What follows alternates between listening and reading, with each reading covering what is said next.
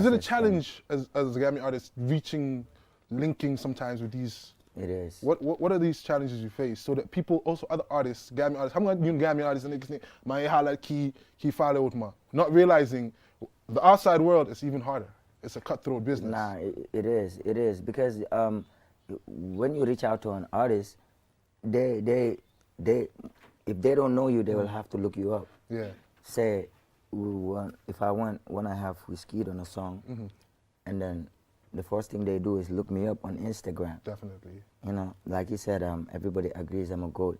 Definitely. But then, now this guy is going to check how many followers I got, probably. Exactly. You know, and it's like about... You're going to check the numbers. Yeah, you know. And you in Gambia, exactly. We're 2 point something. So sometimes your followings, it tells a lot, because when you collab with somebody, they want you to have almost the same of what you have. That's when the exchange gets better, you know. They feel like it's exactly. Or they charge you for a feature. Yeah. So you will have to, you know, show a lot more than just the following or, you know, YouTube views and all that stuff, you know.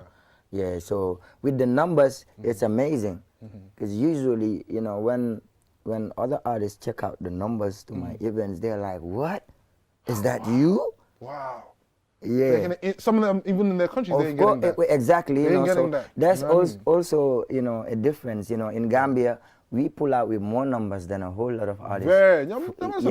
Even where they're from, you know. Definitely. Yeah. So, what I'm going to ask right now, right? Are there any kids you're grooming? What's the next step? Are you going to be planning? What's the legacy that you're trying to build here in Gambia? Because obviously, you're going to fill up shows, do events, everything in Charlotte is always successful. So what's the next step for you? Well, you know, I've been working with kids like all along, you know, all along. There's no point, because, you know, they always reaching out and always, you know, like kids would reach out with talented kids that you would even look at as yourself from way before, you know. So, but when the time is right, you can show some of them up, you know, but... Do you see yourself becoming, example, later on having like a record label? Of course. That's where you want to go to? Of course. Definitely. But, you know, I don't want to start a record label just for the name of having a record label and then have these kids there, and, you know, you have to be ready for that. It's a whole, because now you're taking control of people's lives and dreams as well. Of course. You know what I mean? Yeah, of course, you got to be ready for that big time, but I bet it's coming. I'm going to give you a last question, and if I don't ask this question, people are going to beat me. Normally, you've had beefs in the past.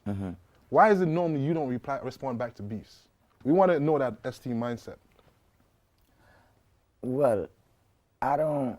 First of all, if you know the ST mindset, you should know already. You know, my music is all about, you know, development, love, progress, and unity. You know, so I'm not. Okay, I'm going to ask you personally speaking, as an artist. How many artists you tell me I'm some ego? Yeah. Like what? Nah, I'm better than it. Like, do you sometimes feel like, rah, I need to respond to this, or are you always like, whatever? How do you, honestly speaking, how do you feel?